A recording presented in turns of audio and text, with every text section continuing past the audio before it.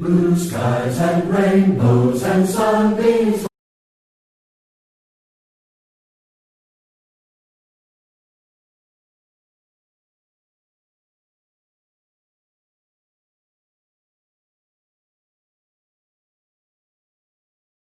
From heaven are what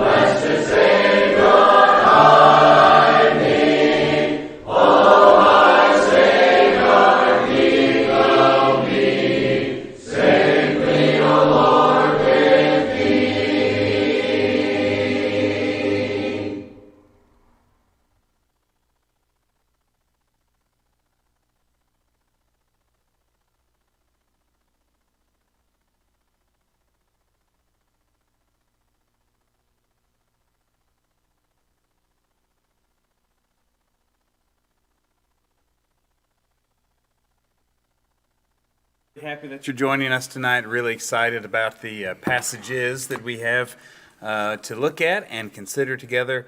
So thankful that Jeremy and Jason are sitting at the table with me. Thanks, guys, for giving a little bit of your time on a Wednesday night to come. And we're talking about the Old Testament again tonight.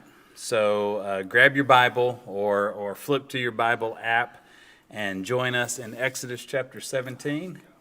Exodus chapter 17 is where we will take a look at this evening.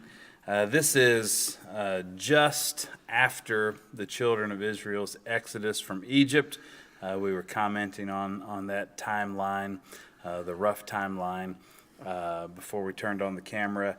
They're just out of Egypt, guys, and the children of Israel, who had been delivered from a pretty bad experience, you know. I mean, that's an understatement. Yeah, that's an understatement. But listening to these guys and gals, they acted like there was no problem in Egypt, you know. As a matter of fact, right here, they're going to complain to Moses, Exodus chapter 17. They're going to complain to Moses that he made them leave Egypt. Right. Which just kind of, you know, it's a bit of insight into human psychology, I guess. Their revisionist history has really kind of run wild, and they'd forgotten how hard Pharaoh made them work in Egypt.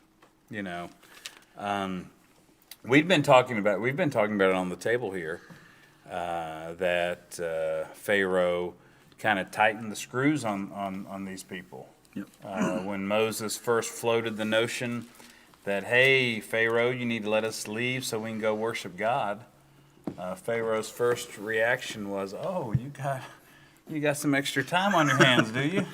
Yeah. Maybe we need to do something about that. That's right. And so he took away their straw, kept the same quota of bricks, so they had to work harder to do their job. I heard somewhere in my studies that it was not uncommon for the children to be fed to crocodiles. Oh wow!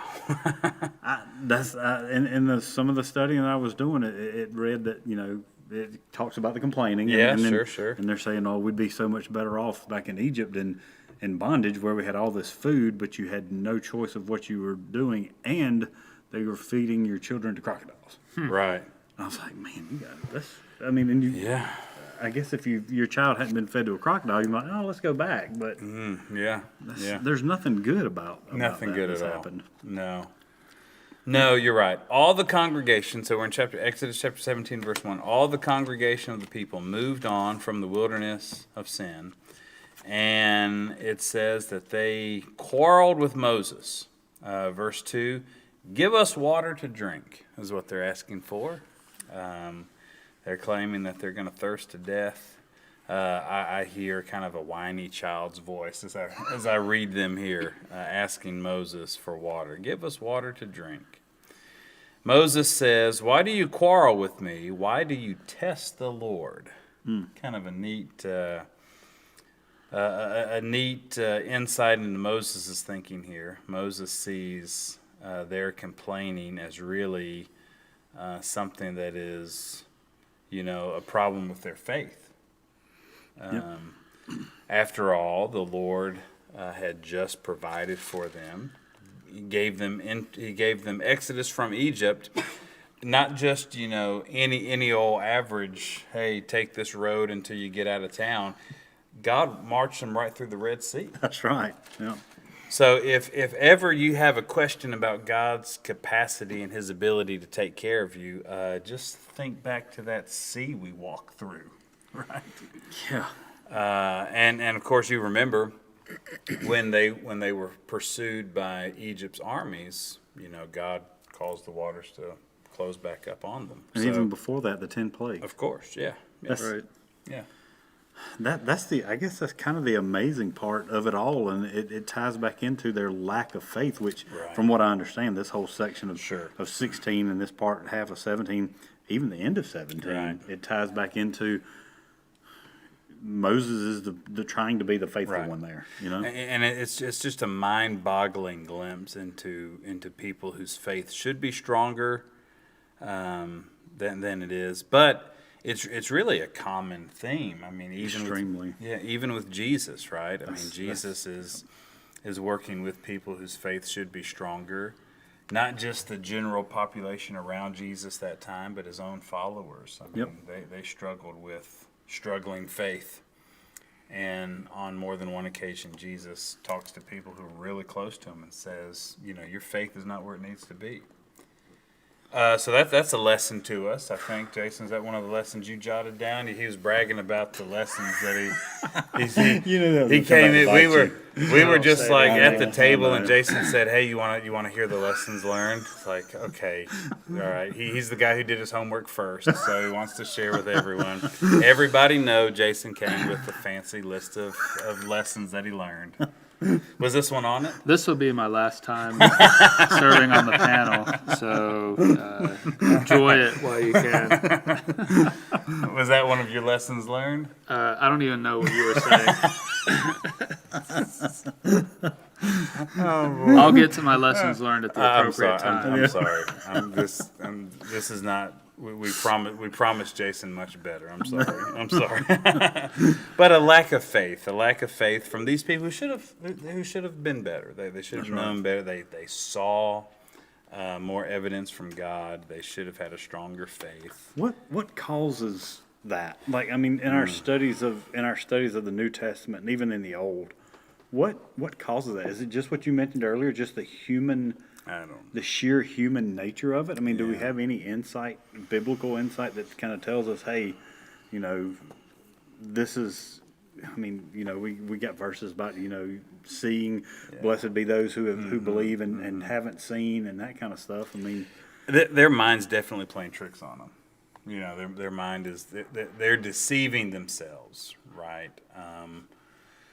Part of the problem is they're thinking that God can't take care of them, which is actually something, fast forward into this nation's history a bit. They're going to look in the promised land one of these days, Right. and they're basically going to have the same issue. Right. God can't do this for us. What are you, crazy? God can't do this for us.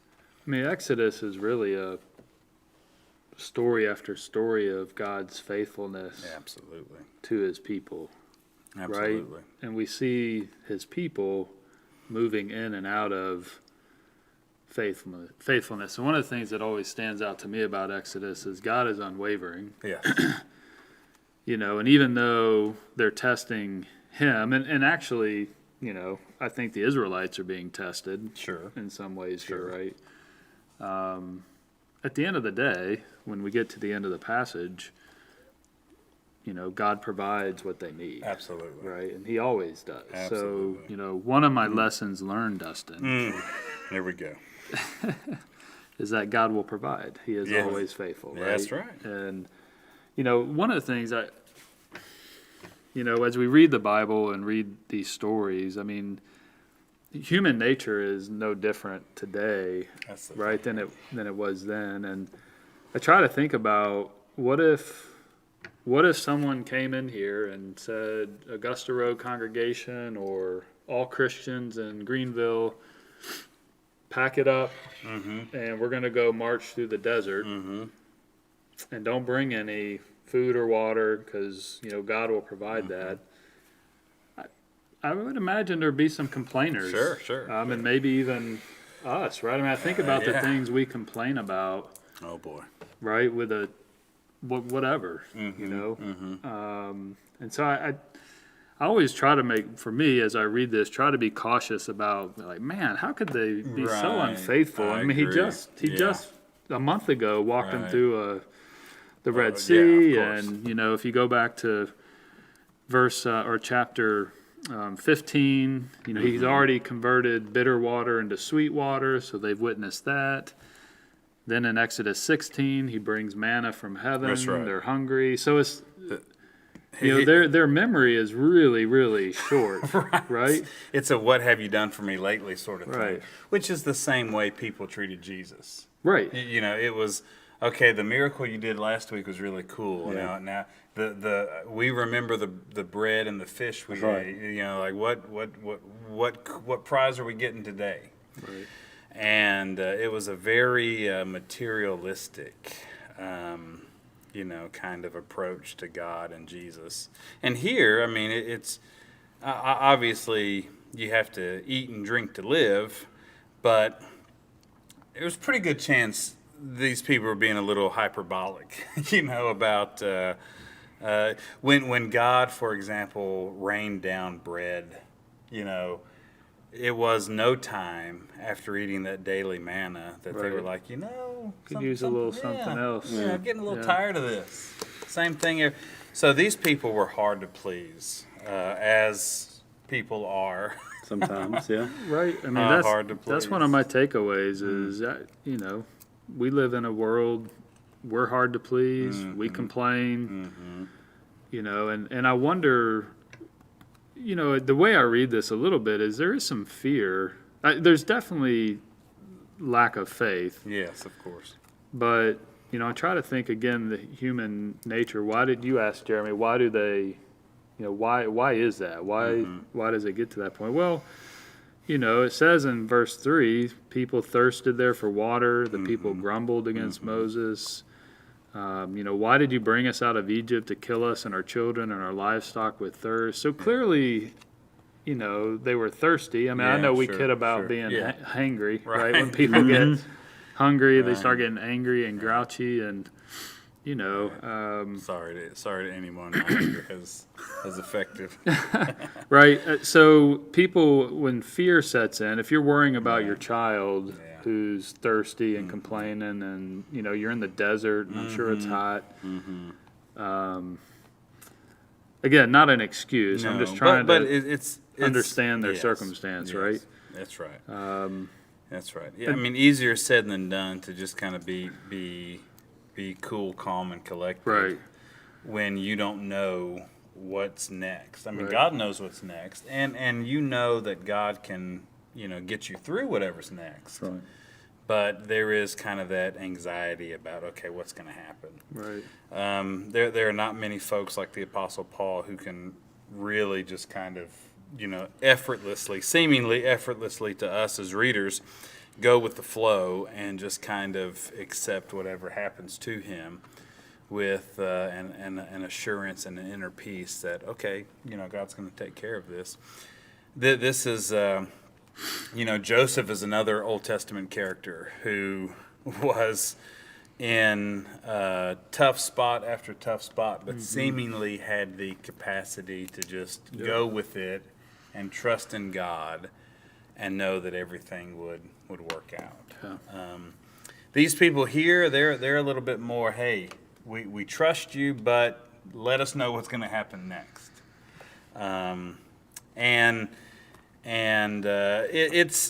It's reaching kind of a critical point. Verse 4 lets us note this. As Moses goes to God with this matter, he says, they're about ready to stone me. So they're not just, saying, I wonder how God's going to take care of us. They're really, they're not being their best self as they're thinking about what's happening. They're taking it out on Moses. They're rewriting history and retrofitting Egypt with good thoughts and safety and security, when really it was the opposite of all that. But they're losing sight on what the reality is. It reminds me a little bit of this son in Luke chapter 15, who had everything figured out. He was going to get his inheritance. He was going to go. He was an expert already. Everyone knows a middle schooler or high schooler who's an expert in life. So this young man was, and he was going to get all of his inheritance and go and just have no problems. Well, that was the reality in his head. Right. The actual reality was, once he blew through all of that inheritance money, he was eating pig food. That's right.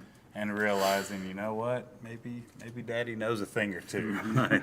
Maybe I should go back and let him take care of me. These people here, they're in that zone of thinking that, you know, Moses doesn't know what he's doing. God can't help us, and you should have left us back in Egypt.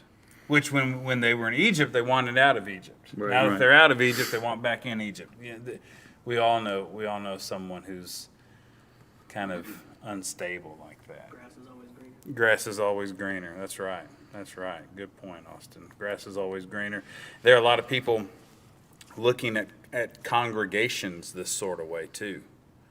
You know, hey, over here, that church in Egypt's no good. We need to leave that church in Egypt. You leave that church in Egypt, come to find out, well, we've got the same problems over here as they had over there. Right. Right? So we ping back and forth looking for something that isn't there. When really what we need to be doing is just kind of trusting in the Lord to begin with.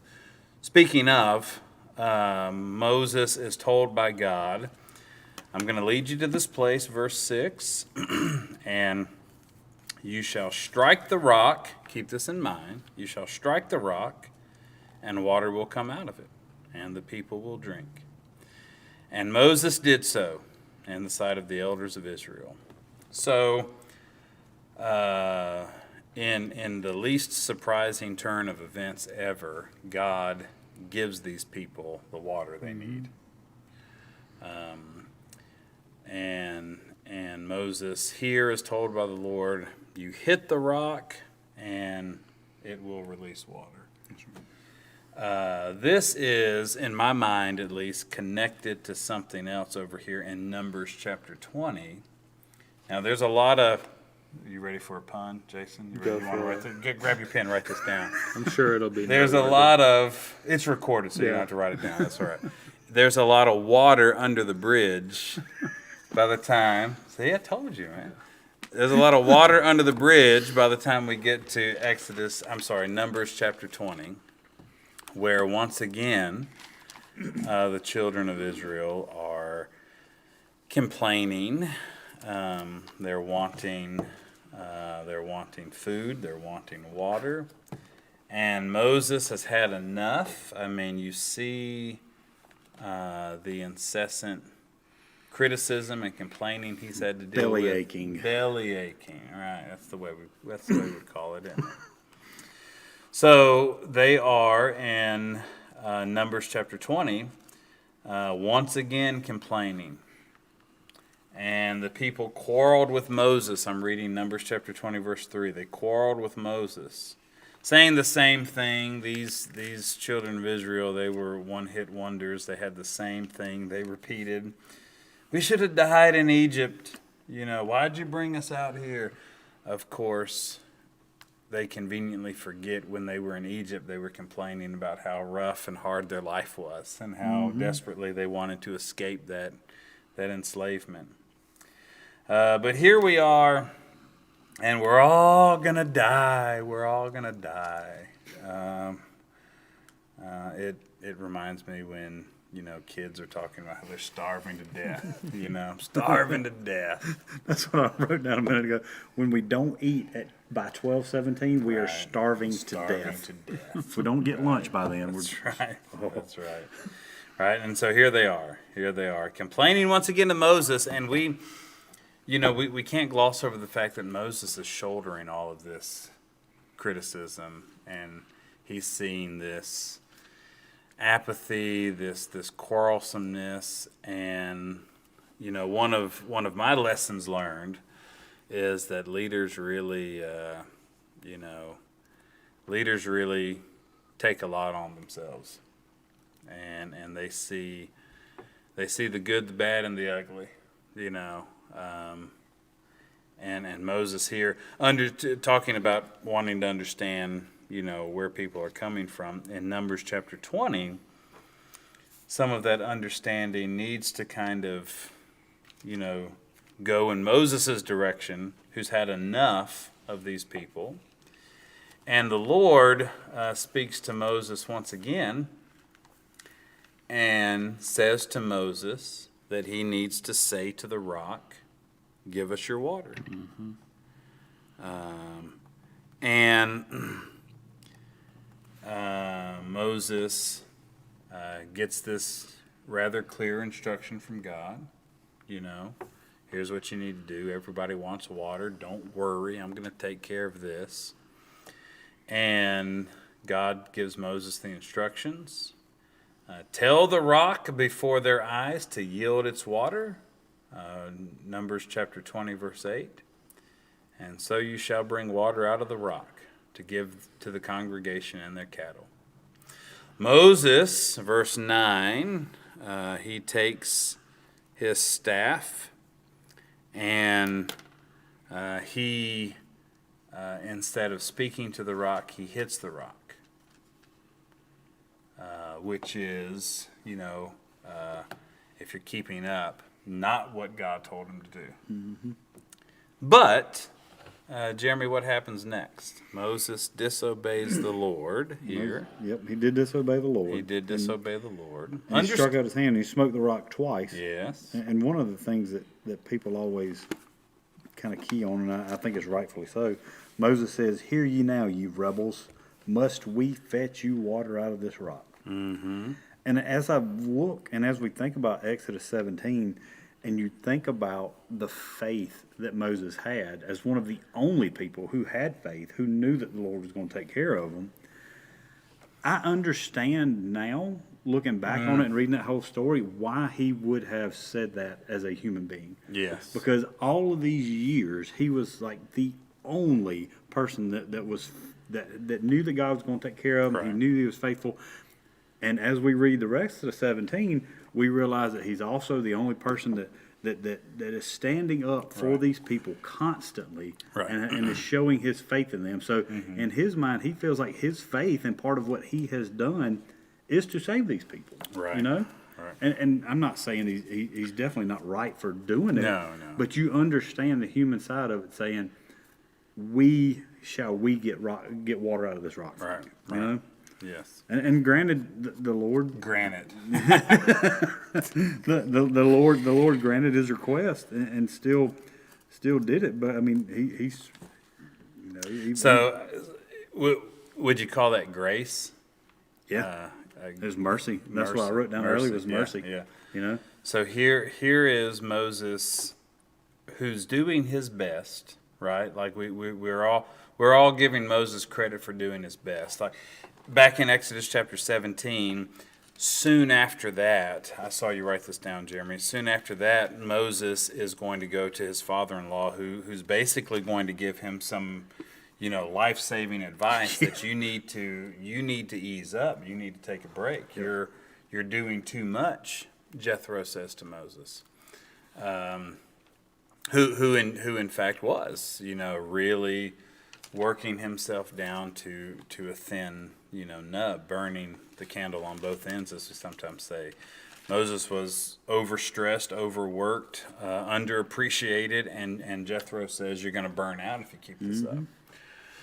So Moses was the guy who was, helping Israel, and he was doing his very best, right? Now, was he perfect? Absolutely not. I mean, Moses' ministry got started basically with an argument with God. You He didn't want to do it. He didn't want to do it. Nope. Yeah. And the Lord said, "Too bad, right? Like you're the guy." So Moses was stressed. He was initially lacking in confidence. But he was, very resolved to work and do what the Lord wanted him to do. you think faith had to have been part of his growth and confidence? I definitely think so. That's what I was just sitting there thinking about it and thinking about us now with the confidence that we're supposed to have, just say to spread the gospel, Yeah, right? And sometimes we're really, really scared to do that, Yeah. and we don't want to do it, and we don't want to approach that person, we don't want to figure out how to do it. Right. But as our faith grows and we realize, oh man, the Lord has done so much for me, I've got to be able to help people with Right. this. But in in Exodus chapter 16, Moses is like, they want water. What am I going to do? And in Numbers chapter 20, Moses is saying, what's the matter with you? All this time later, Right. you're still thinking that God is going to let you thirst to death? Has God ever let you thirst to death? Never, right? You wanted something to eat to go with that water. He rained down bread from heaven. You got tired of that bread. He gave you quails to eat. I mean, he's always taking care of you. And here we are, all this time later, Numbers chapter 20, and Moses now, rightly assesses this situation and says, hey, you're rebelling against God. Like this is a problem that I can clearly see now with all this experience and water under the bridge. This is something that I can easily diagnose as rebellion against God. And he's had enough of it, Moses has. He's had enough of it. He's seen it. He's been on the front lines with it. He's been the guy they've been complaining to. Probably Moses was the guy they were talking about, when they went home for lunch after church or whenever it was. Moses was the guy they were talking about. Can you believe that guy Moses made us leave Egypt? I mean, he was complaining about them. They were complaining about him. And Moses snapped. Moses had enough.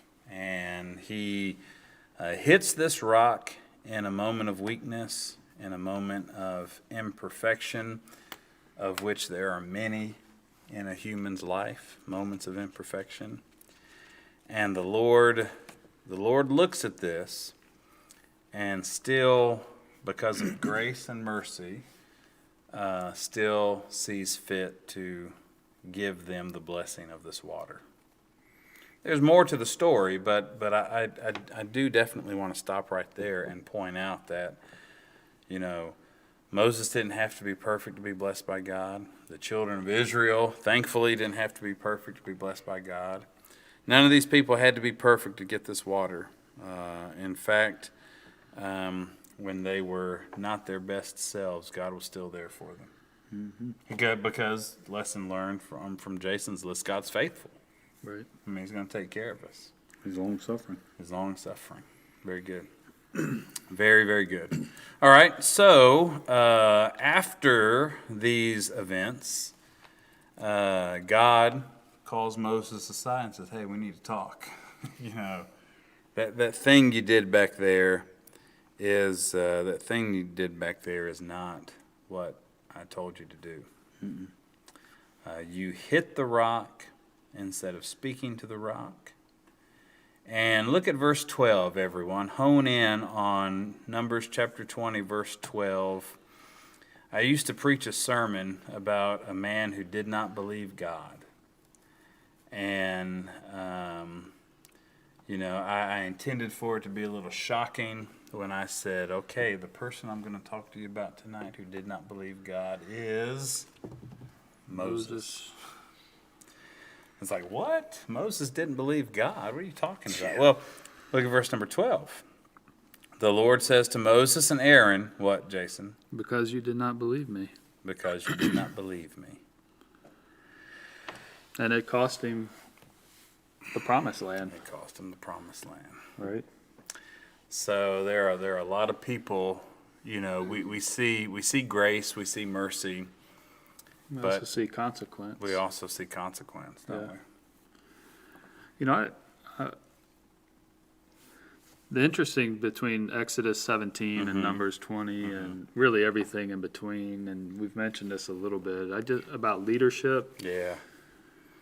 And I think we got to be careful as Christians, right? If we put ourselves in the shoes of the Israelites, and you have an eldership, right, who might be, like Moses, for example, he's the leader, of God's people in the Old Testament. In a congregation, an elder is placed as an overseer of his flock, of his people, right?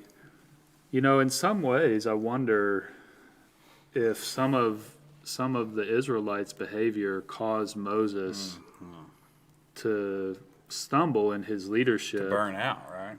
which caused him to have a consequence of not getting into the promised land. And, if you think about that, I think we got to be really careful that our complaining and our, putting elders or leaders, church leaders up on a pedestal or holding them to a higher standard than the rest of us. We got to be careful that doesn't drive leaders away from God, right? Or cause them to become angry or unmotivated, bitter, Yeah, good word. frustrated. Because I would imagine anyone who's been in that role has experienced those feelings.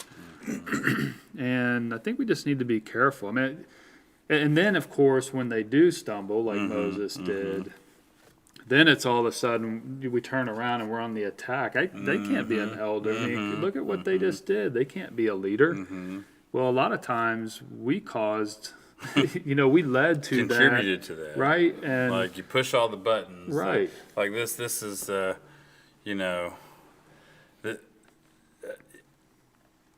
well, I think of it like a parenting, like Yeah. a parent, right? Yeah. If you are a parent, you have snapped at your children. yes. Right? You have done things out of frustration, anger, said things, reacted in a way that you're not proud of, and you probably had to apologize to your child for at some point, but they just pushed it, Yeah, and pushed that's the it, thing. and pushed it. And you can see that in the church, right? If you just keep pushing your leaders over and over and over, and you're not thinking about that, they can have they hit their limit and Yeah. they react, right? The thought I had a minute ago, and I was debating whether or not to share it or not.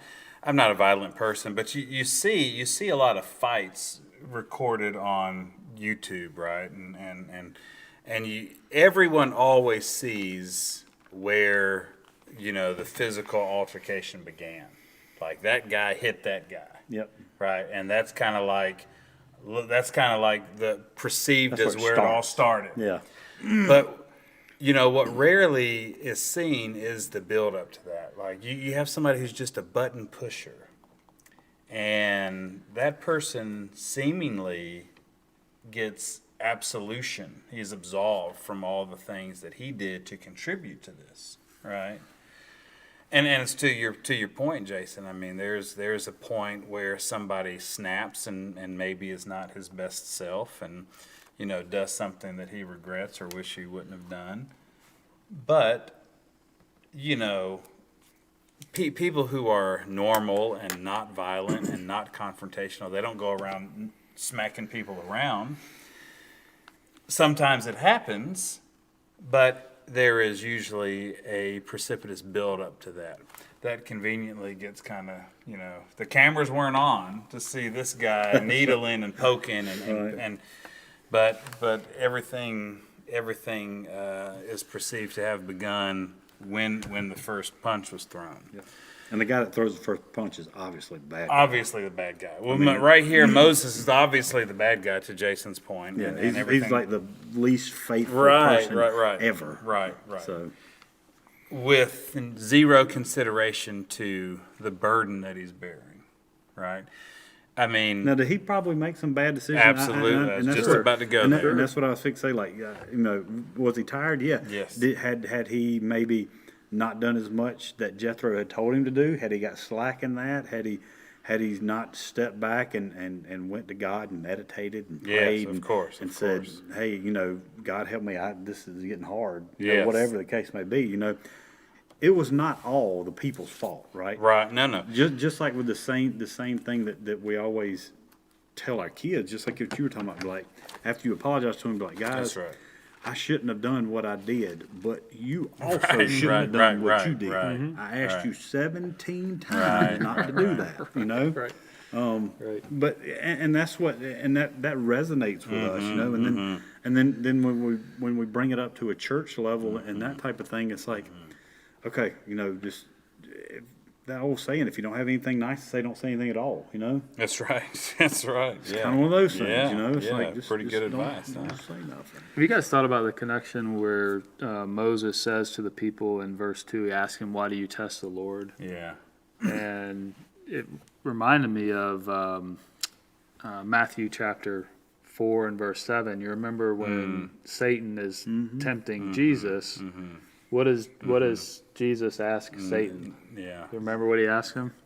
Each time, why do you test? Yes, It's that's right. written, you shall not Yep. put the Lord your Right. God to the Right, test. Right. Yep. Right. So we see that both as an Old Testament teaching, and it's Jesus calls Satan out for why are you Right. trying to test the Lord? Right. I don't know. I just kind of connected those Yeah, dots no, and seeing absolutely. that in a couple different places. So Because they're in chiding God in basically making or expecting God to do what they want Him to do on Right. their timeline. Yep. It's basically making God their servant. right, Which is a tactic of the devil in Matthew 4. Hey, jump off this building. Right. You can do it. You know, take care of it. Yeah, God will take care of you. So that's not the way our relationship with God is. It's not. Cats get the notorious reputation for being like masters and rulers, and they train their people, right? And our relationship with God is not that. We're not so needy and so demanding that we reverse roles with God, where He does what we say. That's right. No, we do what He says, and He needs to. He needs to be put on that pedestal. That's that whole idea, and that's what I just remembered, that verse, shall we continue in sin Yeah. that grace may abound? Right. That's basically what these Israelites are saying right now. It's like, oh, we're gonna complain about this and we're gonna get some quail That's this right, time. that's right. If we complain a little bit more, we might get Gatorade That's instead right, of water, you right, know right. what I mean? Mac sent me a text that was Hebrews 13:17. Obey your leaders and submit to them, for they are keeping watch over your souls as those who will give an account. Let them do so, and I'm sure this is the part that he wants us to focus in on. Let them do so with joy, not with groaning. right. The burden of leadership is tough enough already, let alone having to be a leader over people who make it harder for you, make it more laborious and tedious. And the other side of that coin goes to, and I was sitting there thinking about us and our current situation here at Augusta Road. There is nothing better, and I'm going to give him props since Dustin was busting on his stuff a minute ago. There is nothing better than getting a text from Jason and Miller and them saying, hey, what do you Oh, need me yeah. to do Sunday? Yeah. Or knowing that I can just go to somebody, as somebody who's kind of helping out with the worship stuff, and say, hey, can you do this? And I already know their answer is going to be Right, yeah, right. I mean, it's so much easier when you can say, all right, cool. I know everybody's on board. We're all here to help. We're all pulling our own weight. We're all pulling somebody else's weight. We're all Right. pulling somebody Right, else's right, load. right. Just like you were talking about Sunday. We can carry somebody for a good little while. Yeah, sure. Sure. And most of us are more than willing to do that. Right. And that's what these particular people didn't seem to be willing to do that. That's right. And when you get back to the war part with the Amalekites, and you see the help that Moses had, that was physical help. That's right. Yeah. And it comes in both ways. Like Jethro gave Moses a lot of good spiritual guidance, spiritual advice, and how to get some things done. Yes. But then her and Aaron Yeah. were helping him physically. Right. That's right. There's both sides. That's You've got to right. have both sides. That's right. I mean, being tired physically is one thing. I've always found that mental exhaustion is just the worst. Oh, yeah. Right. I mean, Yep.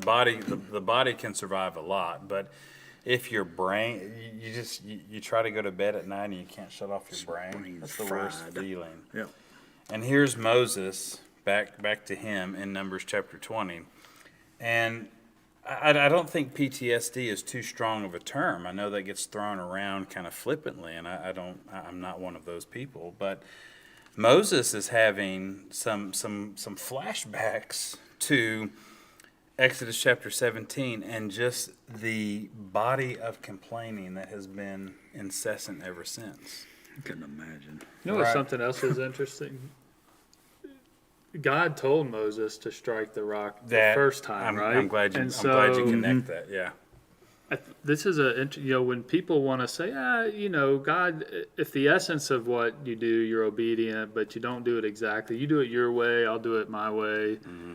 There are many, many examples in the Bible where that is not the guidance that the expectation God has. If we're commanded to do it this way, this is what he expects.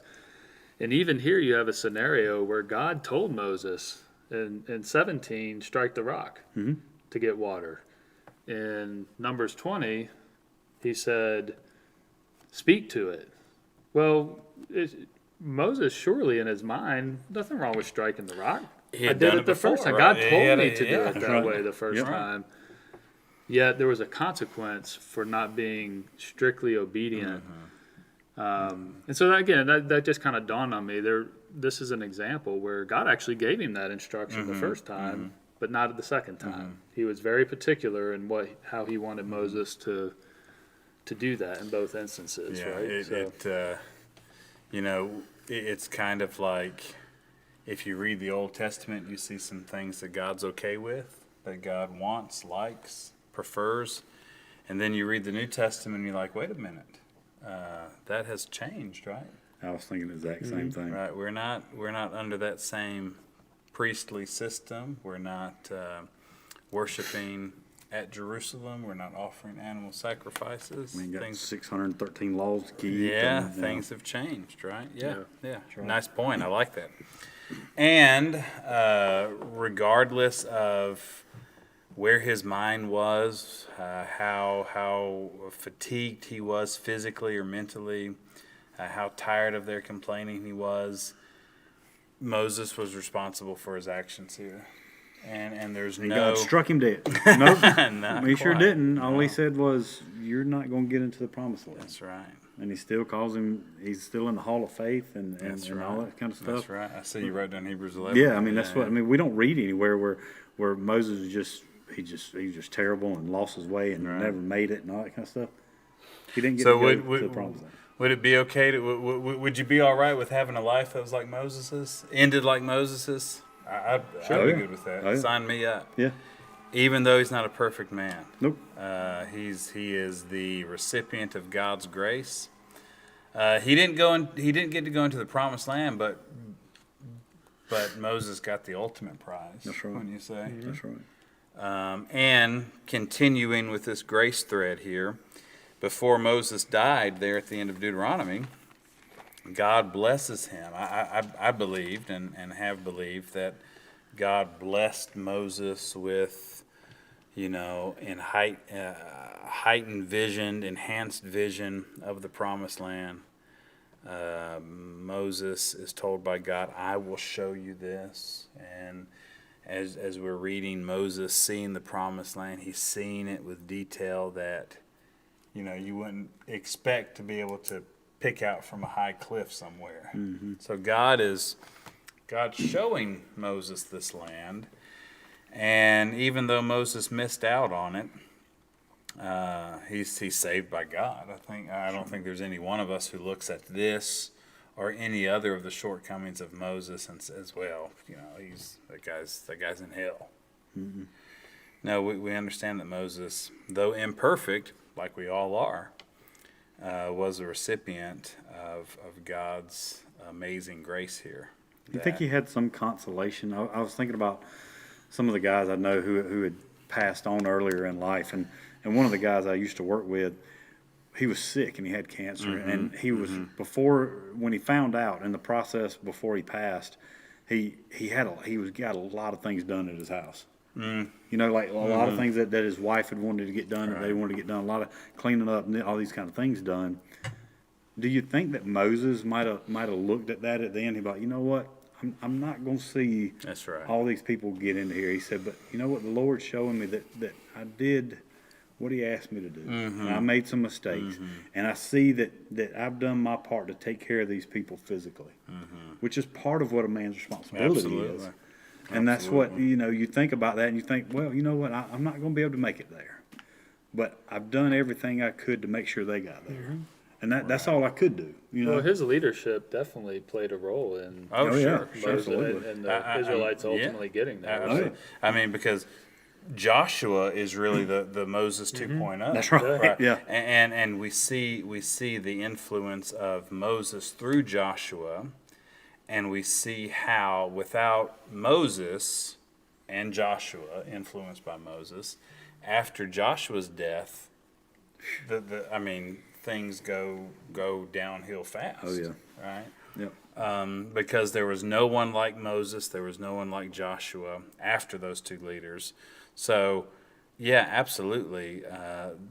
These were special men who did great things, but couldn't make anybody do. You could, sometimes a father or a preacher or an elder is expected to, work miracles and make people be faithful. Make your children be faithful. Make the church be faithful. There's no doing that. You have to want to, and if you don't, well, then that's on you. You talk about Moses and we're talking about Joshua. One of the things as I studied this and I noted and it got brought up, one of the problems that they started having, and it happens several different times, they start having problems with the family line. Yeah. Right? Yeah. Because so and so is a really strong leader, surely their son's going to be a strong leader. And that happens. It happens further when we get down into the kings and all. Right. But the idea and the concept starts, and they think, well, oh, he's such a great leader. His sons must be. So we're going to put him in charge. That's right. No, he's not a faithful person. So you put the faithful person in charge. That's right. That was that kind of idea and that concept. Yeah. John texted in and said a lot of people like to second guess Moses. Because if you're the guy making decisions, well, guess what? You're the one who has to live with, putting your position out there. What the politician tries to do is say, well, I don't know, we'll see, kind of like keep both sides happy and just elect me and then you'll figure it out, right? What am I going to do on the Supreme Court or health care or this or that or the other? Well, elect me and we'll both find out, right? Well, if you're more decisive in your actions than that, then you're going to have people saying, "Oh, that's wrong" on both sides. That's right. On both I mean, I think sides. that's probably, I would imagine, I've not been an elder, but that's one of the reasons I think men who are probably eligible and potentially desirous, but if all they've seen is elders get beat down and second guessed, and no matter what the decision, they didn't act quick enough or they acted too quickly, or constantly a congregation that is second guessing, and they want the elder to be a leader, make a decision, and they do it, and then they question it, and who wants to step into that role, right? All you ever got to do is exactly what I think you should do. Right. It's very uncanny how people's assessment of a leader, and I love what we're doing with congregational leadership, but just in general, as long as the leader's doing what I think he should do, well, then he's wise. That's right. I've had many people tell me, oh, he made a really wise decision, just so happens to be exactly what I wanted. Right. And when the decision was not what I wanted, well, then that was a bad one. Right. It's like, are we really doing this? Are we really saying that right is what I want and wrong is what I don't want? Like, are we incapable of seeing that things might be a little bigger than ourselves? Well, the children of Israel, the answer to that question was no.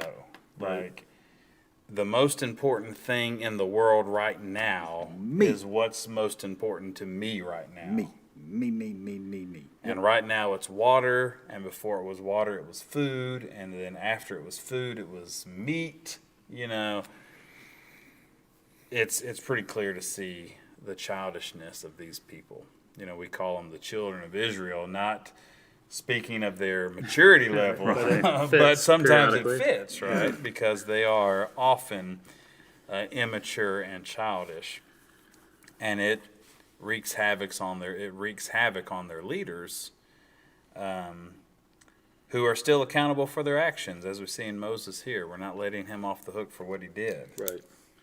but we are putting some color on it and some understanding that, man, I don't know that I would have been as strong as Moses in this city. Do you think you would have snapped before this, Jeremy? That's you know, Exodus chapter 17 to Numbers chapter 20, you think you would have snapped before then? turn around, walk off the line, find your own way in. Pretty good chance, right? Yeah, Pretty and, good and that's chance. that's kind of why I noted that earlier, and I thought about it. One of the things that we are called to do as Christians is increase our faith. Indeed. And if we read and we look at Moses and we look at all of these children of Israel, and we look how much they struggled with it, we're called to work on that. So how do we work on that today? You know, how do we strengthen our faith? How do we become more faithful in realizing that we got to do our part, which I don't think we're going to be able to get to it tonight. But one of the things you keep reading constantly, and what Moses did, and what Joshua did, and what Aaron did, and we got to do our part. Because we have solid and clear instructions. We got something to do in this. Right. Faith without works is dead. We got something to do. If we do our part, God is going to do His part. Right. How do we increase the part where we do our part? You know, what does that take for us? I mean, it starts with just reading this stuff. Sure, I agree. You know, and then you read it, and then you study it, and then you say, oh, okay, well, that applies to me. And it gets bigger. It's a big task for us to increase our faith. Sure it is. You know, I mean, Sure it is. we see how much is written about. I mean, you're talking about apostles that were struggling with faith, and they just saw him do this. Right. There's a in my mind a connection. This and Peter. You know, Peter is with the Lord, conversing with Jesus. Let me come walk out on this water with you, and then he begins to sink. Yep. And grace steps in again and helps him out. But yeah, there was a struggle with Moses. There was a struggle with Peter. Every hero of the Bible we look at, I mean, we see a complex person who wasn't always perfect, who really wasn't ever perfect. You know. Nope. And then as far as increasing our faith, as much as I joked earlier about Jason's list, the point that God always provides. I mean, that's the way. Yep. Right. To And trust Jesus taught that, right? That's right. Don't worry about That's right. those things, right? That will take care of your basic needs. You know, just as I wrap up my thinking on this, it's just, you know, thinking about your point. How do we increase our faith? I think sometimes even as we're trying to build a congregation or, you know, get to the point of you know, bringing leaders in or whatever it is, I think sometimes we can be too reliant on our own judgment and like I think this if we do this, all of this is going to happen, and we're not right. putting our You're faith. right. You You're know, right. God calls us to do these things, to plant the seed. Right. To here's the criteria. Right. If you have men that are eligible for this, or you have deacons that are desirous of that, then I'll do the rest. Right. Like, put them in. You know, we got to work together, but I think sometimes we get in our own way because our faith is not in God as much as it is in what we think is really best, right? You're right. And so for me, I think that was a great question because it just Yeah, I dawned agree. on me. You know, we need to put our faith more in God.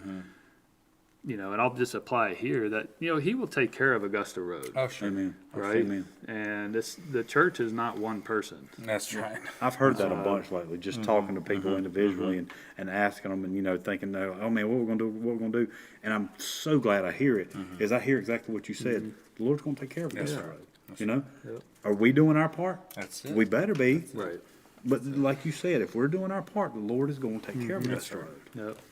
That's right. Great. So that lessons learned list, you're so came in handy, Jason. Thank you. That wasn't even on here. What? That's a bonus. That was you a free missed one. it. Yeah. Bonus. Thank y'all so much for watching. We really enjoy this time that we can come casually, open up the Bible. You know, this whole thing started with us saying, "Hey, we're just going to get together, turn on the camera, and talk about the Bible, and get something out of it every time. Right. Share this study with you as well."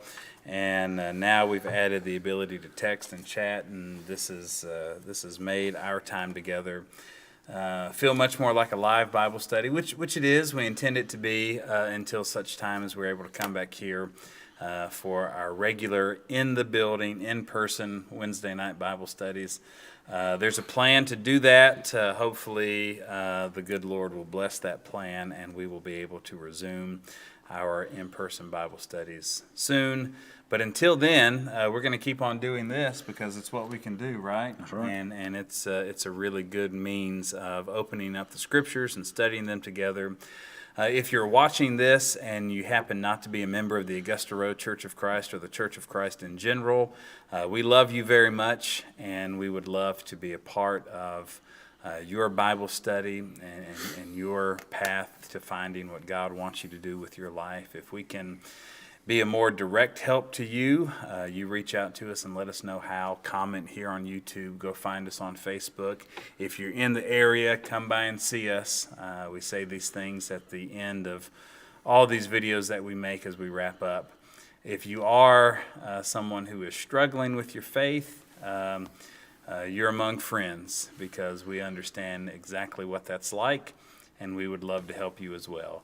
Let us know what we can do for you. Reach out to us. We're praying for you. If we can do anything specifically beyond that, you let us know how. We're going to close our time tonight with this song, so sing along with us. Thanks again for watching.